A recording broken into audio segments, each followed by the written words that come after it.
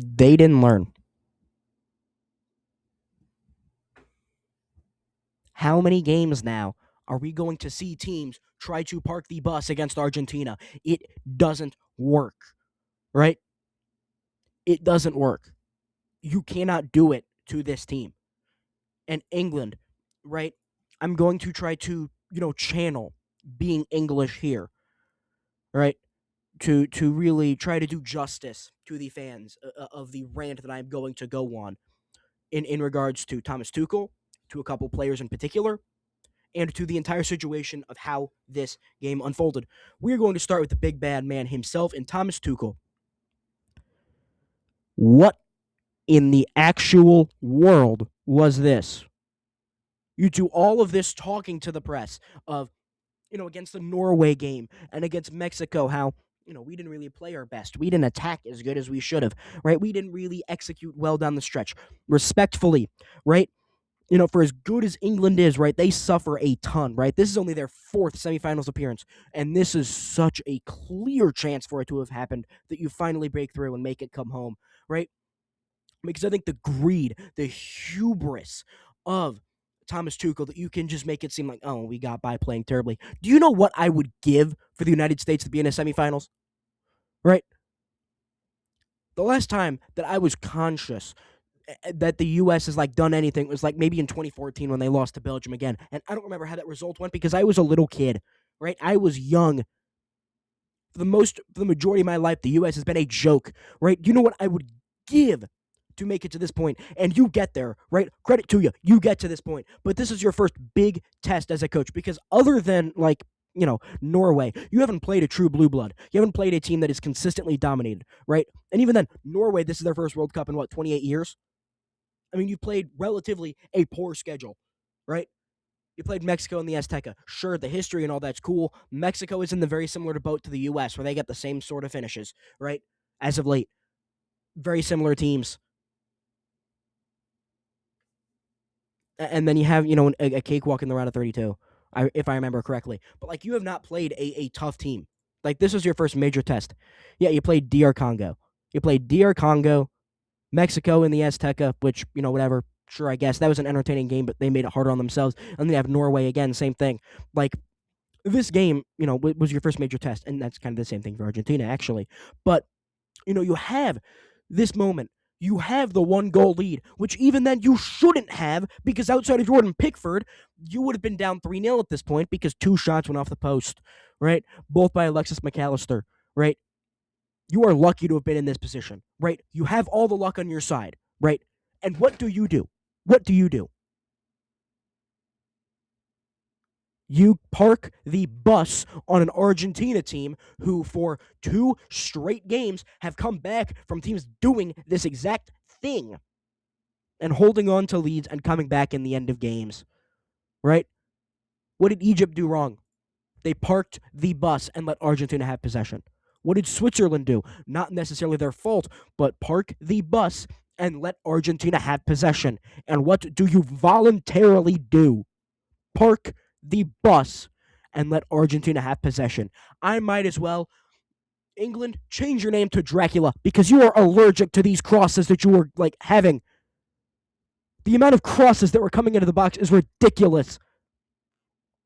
How you didn't adapt, how you didn't change, and when you did change, you made it the worst possible. Even at the moment it was bad. You made it to where even when you were chasing a goal, it was impossible for you to come back and get it. The game isn't even over after the first goal either. It's tied. But you went so far in of, we're just going to play it out. We're just going to let it go. The possession meter from the 58th minute onward literally was dominated by Argentina. If you look at the momentum, all right, not at one point does it shift back to to England after the 58th minute. You attempted to park the bus for 40 minutes, adjusting, right? Because there's 8 minutes of stoppage time in this game. That's what your plan is. You're going to park the bus against the reigning world champions for 40 minutes. Are you serious? Are you joking me? That's your game plan? 40 minutes of just doing nothing. You're more talented than Argentina. Argentina is not very talented relative to their position, right? If I'm looking at these players, in a vacuum, sure, you have Emiliano Martinez, he's great, but like you have Montiel, right? Molina, he's good. Senesi, he plays on Tottenham. Lisandro Martinez, cool. Romero, right? If the back line is both at Tottenham, that isn't great. Otamendi, he's old. Tagliafico, washed. Barco, he doesn't play. Palacios, he's cool. He doesn't play too much. McAllister, he had a rough season at Liverpool. DePaul is in the MLS. Simeone, sure, he's cool, but he's not the guy. Gonzalez, he was at Juventus when they had a pretty rough year. Almada, he's cool. At Atletico Madrid, cool. Lascelles at Real Betis. Nico Paz, he's barely played, but he's been dominating at Como. Enzo Fernández, he had a really good year. Julian Alvarez, he had a really good year. Lionel Messi, he plays in the MLS, right? And I know I'm being very reductive when I say this, but this is the mentality that you need to have. That it's no, no, they're not a match fit for us. Are you kidding me? That's the mentality you need to have. And apparently one of the reports was at halftime, you had to tell the England team to shake their inferiority complex. What? That wasn't already sniffed out? You have to make that adjustment at halftime? And yeah, I understand that, whatever. But the aura of England, you let that carry over into the actual team? Are you kidding me? That's not great on one hand. That's already terrible that you let it get to that point. But then they respond, right? They do what they are supposed to do, which, great. At that point, you have everything on your side. You do not need to make a change. You don't need to do that. You simply, you do not need to try to do something that other teams have tried to do and have failed miserably. Why? I will never get it. You are so close to the precipice of history. Even if they lost the World Cup final, you are already a legend. Already. I mean, this is ridiculous that you go and completely give up the game. And yeah, sure, did you make defensive adjustments? Okay, cool, whatever. But that's never going to work. I mean, you're asking players to stop somebody who, honestly, my opinion, he might be the best in the world in Lionel Messi. He's going to win another golden boot at a World Cup, right? And you're asking him, and you're asking your team to stop him when he's having all the room to do his magic because no one is going to stop him. They weren't even defending the penalty box. It was defending the 6-yard box. What are you supposed to do? Yeah, no wonder someone gets a shot off because they're having 15 of them because you've let them have it. If you look at the touches in the opposition box, 7 to 28. What are you supposed to do there? What? I don't get it. I will never understand this where the fact that he's not already fired and the fact that, transitioning into the second part of this video, that England want to keep him for the Euros. Are you kidding me? You're going to keep him? The guy who just wasted a perfect moment. You're going to keep him? How are you going to get the fans in on your side, right? Previous England coach Gareth Southgate, Gareth Southgate, spoke that once you lose the support of the fans, that it's over, right? And he stepped down because he felt that he lost the support of the fans. The Tuchel needs to be gone because there is no shot that any fan has a support, that fans have support for him. Listen, I'm not even an England fan.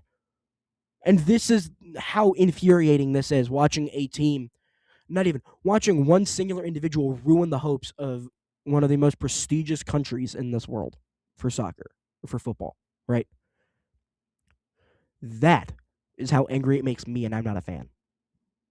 So imagine the vitriol that the fans have for him. And for your FA to let you down, right? I can empathize with England fans on that level, right? I'm used to my FA letting me down, right? Keeping him might be worse than anything. Genuinely, keeping Thomas Tuchel after this game and kind of showing and putting the flyers out there that they want to keep him, that is worse than anything that the USA has done in regards to soccer. That is the worst. I can't think of anything worse than that because you let go of a perfect opportunity. England brought him in for 3 games, basically. Quarterfinals, semifinals, and final. That's what he's brought in for. He's brought in to win those 3 games. In the first major test, when you're not going up against a fluke run, again, I'm speaking from the aspect of an English fan, right? Of just a fluke. Norway, they haven't been here in a while, but who cares? Although that Norway team was talented, realistically, you should have won that game more so. You let them, hang around way too long. You're much more talented than them.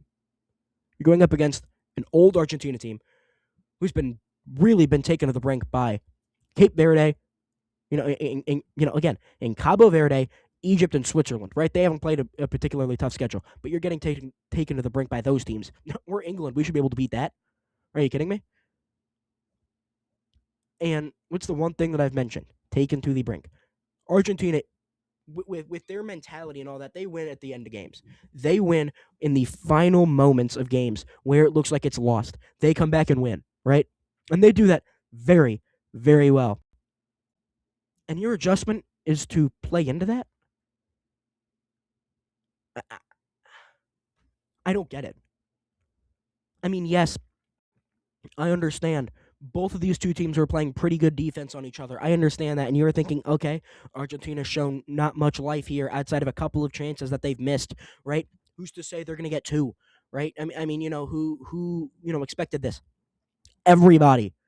As soon as they started doing this, I'm like, oh, it's going to suck for those fans in that stadium because I know exactly what's going to happen. And it did. It did. I mean, there's no forgiving this. There's no way you can come back for this because, I think on a personal level, right? Anybody who has been in an environment where you have to work with other people, if you see somebody let you down, or if you see a boss give you poor direction, right? Or if it's like, using a personal example. If I'm a player, I'm not believing him. It would be the same thing as if a teacher told me that, like, World War II was in the 90s or something. Like, it would be like, okay, cool, I don't believe you. I will never trust you again. The trust is gone. If I'm an English player, no, I'm not believing him. Like, you cost me a good chance because of your adjustments that you wanted to make. And, I think that I've done enough rambling on Thomas Tuchel, even though I feel like I haven't done enough, but simply just for all of the points that I want to cover, in this video. I think it's time I move on to a couple more. But, like, he was terrible, and he cost this English team. And, when thinking about what has cost this English team, I think the star players haven't stepped up, right? I know I mentioned, how England is more talented, right? Not in this game. If you were to turn on this game, you wouldn't think so. I mean, when looking at it, Harry Kane, right, the captain, he played terribly. And I think that, he should have been taken off, right? Because when you're bringing on, Konsa, Dan Burn, O'Reilly, and then you have to chase the game, so you bring in Tony and Rashford, right? You bring in Ivan Tony and Marcus Rashford. You change everything, really quickly. Where is Bukayo Saka? Where is he? Why was he not substituted for Kane? I know, Saka isn't necessarily a striker, but, like, are you kidding me? You saw Harry Kane was terrible in this game, and you didn't make a change there? Yeah, Declan Rice and Reece James, those two were good. I think he was good. Jed Spence was cool. I liked Jordan Pickford. Anthony Gordon, he had the goal. Rodgers, he had the assist. But, like, other than that, I don't think the rest of the team stepped up well. Stones and Gahey, I don't think were great. Anderson, I don't think was great. Bellingham, he had an individual moment that was cool, but, like, he didn't do anything great. And, like, even the players that I've mentioned, I don't think they have all played great. The only player who I think really made a major impact was Jed Spence, and that's because he saved a goal. And Jordan Pickford, because I think he elevated his level. I think he played good. But you had 0 great performances, and you still had a clear opportunity to win this game. You just let the team down. you let the team down. Harry Kane and Thomas Tuchel, you let the team down. Same thing with Bellingham. I might throw him in there as well. And actually, when talking about Bellingham, um, people are just now realizing that he kind of, hit Valentin Barco on the head. Which I will say this, right? I've taken some Spanish, for a few years in school. Like I can read lips, right? They were jawing at each other. I can tell what some of them were saying, right? Very heated situation. But I prefer you do all that fighting on the field. I prefer you show that fight instead of to each other, or at least if I'm Bellingham, I prefer you show that fight instead of to a bench warmer, in the game. So it's like, yeah, I understand that he's saying some, he's trash talking, right? He's trash talking, which you know what? Kudos, because I'd probably be doing the same thing, right? I'd be talking trash if I'm Argentinian. Yeah, like I would just be looking at you going, ha, ha, ha, you let that happen. But like, I prefer you show more fight on the field than you do with whatever.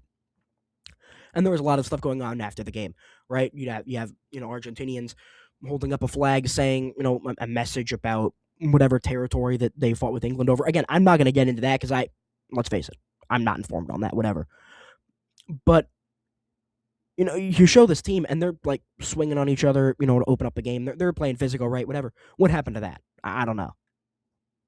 I don't know what happened to that, right? But you let Argentina push you around, really. Like, you let Lionel Messi kind of, size up Bellingham at one point, which, whatever.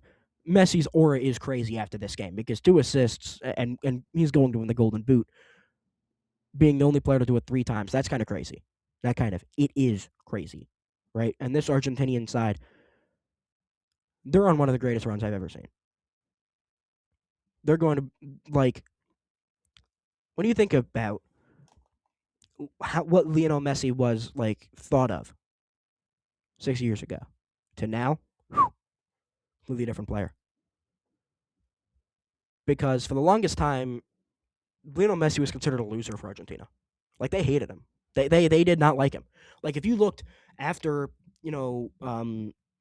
their Copa America exit before 2021, they hated him. They were booing him. They were whistling him. They did not like him, right? Because they felt that, oh, you can do all this greatness with Barcelona, but you can't do anything with us. Look at how that perception's changed, right? And I think a lot of that credit has to go to Lionel Scaloni, right? Because if you look at the difference in how Scaloni and Tuchel have talked about their teams and all that, for Scaloni, he's like the Bill Belichick answer, where it's like, we've got England on Wednesday. That's it. That's the end of the question. That's all I'm answering for that question. That's it. And you compare the kind of just let's get this over with and the PR training goat being Scaloni to Thomas Tuchel, and he's talking about whatever. And that's something with Tuchel that's carried over. Like, that's why he's been fired, because he said something stupid in the media that players have, had a rift from. So I don't doubt that he won't be around, because I simply think that the player's going to put pressure on the FA to fire him. But I think that mentality of, we're just going to work. Like, who cares about the outside noise? We don't need any other thoughts from, the sheep coming into our pack of lions, right? And they beat up the 3 Lions here. Because, quite frankly, Lionel Messi, he was goated in this, right? I mean, he's the GOAT, and anyone can argue with a wall about that. But also, his supporting cast stepped up compared to England's, where you had maybe 2 players who played, like, well, right? Fernandez, he had a great goal. But I also think that that's a testament to him having all the time in the world to just settle it and boot it, right? Because England wasn't pressing Argentina whatsoever. Like, they were not pressing them one bit.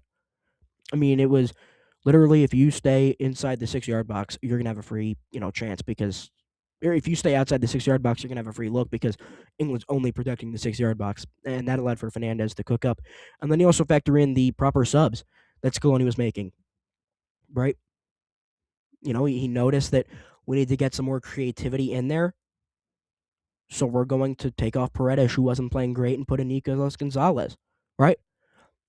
We noticed that we need some more attacking ability on the wings, so we're going to bring in Montiel, and then, we're going to bring in Otamendi, right? Because we're noticing that we're not getting the, experience and the calm that he can provide, right? Where we're not having the continuity in it. So we're going to bring in Rodrigo de Paul, right? And then you bring in Lautaro Martínez, which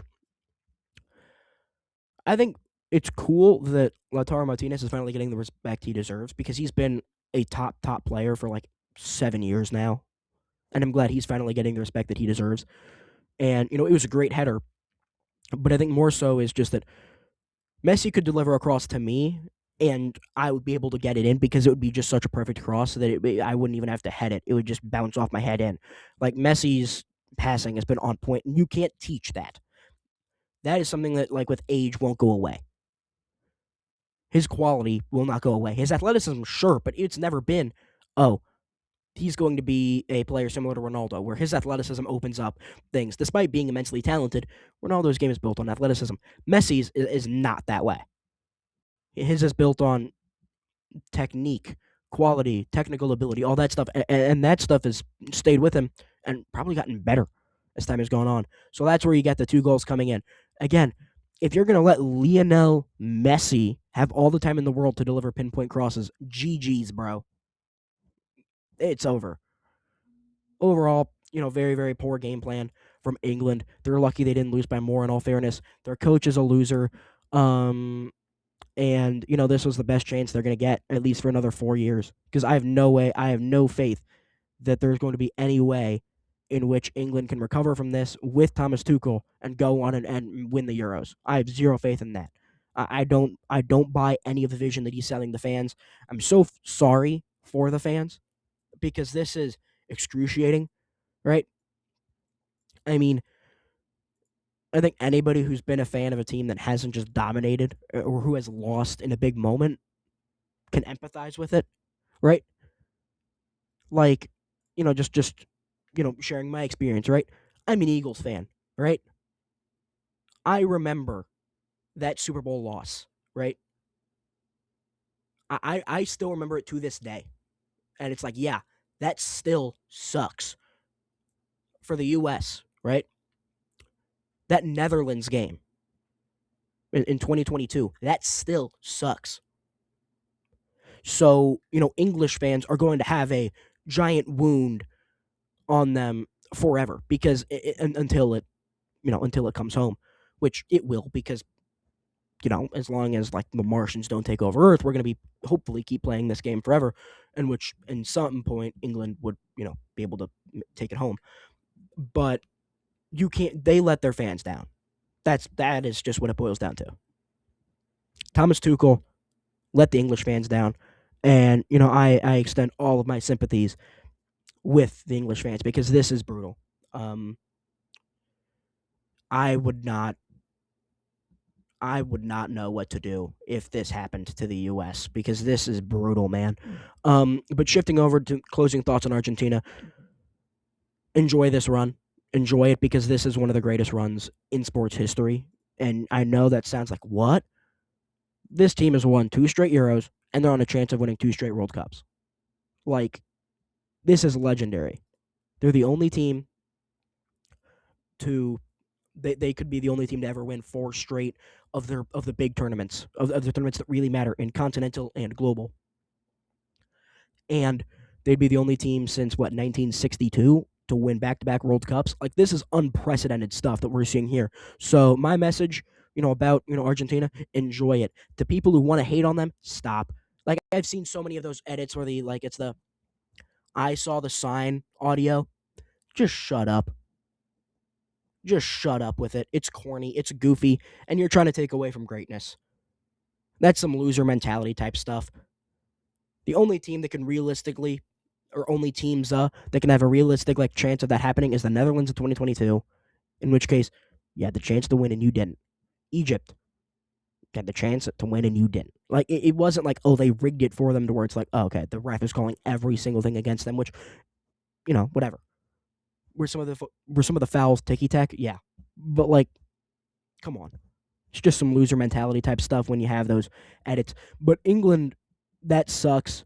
Argentina, wow. This is an absolute brilliant game. I can't wait for the final. And I'm going to be making a video about the final and probably the third place game. But we've reached the end of our absolutely thrilling, spectacular video. Make sure to go ahead and subscribe. It's absolutely crucial to the channel. We are on the road to 70 subscribers. So make sure to go ahead and help me along on that journey. But this has been the Scoop with Coop, and until next time, so long, everybody.